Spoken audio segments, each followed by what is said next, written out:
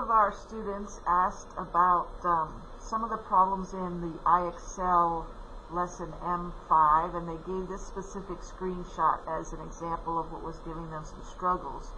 So I've made this video to address this problem, and it might help you as well. So secant is hypotenuse over adjacent. So we've got to know the hypotenuse before we can do this problem. So since RQ is the hypotenuse, that means that RQ would be equal to a squared plus b squared. Rather, RQ squared would be equal to a squared plus b squared. So RQ is going to be equal to the square root of a squared plus b squared. Right, so we're just using the Pythagorean theorem. So in this case, that means that RQ, that hypotenuse, that length, is going to be equal to the square root of the square root of 13 squared added with the square root of 39 squared.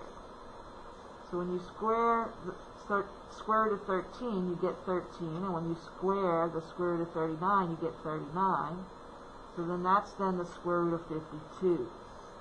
And then here is where we're going to simplify. So 4 is a perfect square.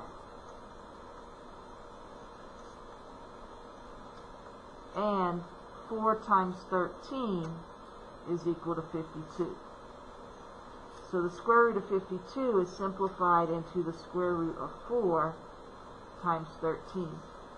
And then you take the square root of 4, which is 2, and then you have the square root of 13. So this is what RQ is. So I'm going to come back up to the picture, and I'm going to put that measurement on my hypotenuse.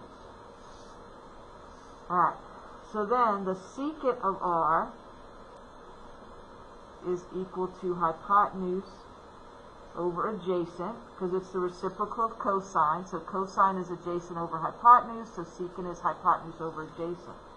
So then that's going to be 2 times the square root of 13, because that's my hypotenuse, divided by the square root of 13. This is my adjacent side. And so that's going to be equal to 2.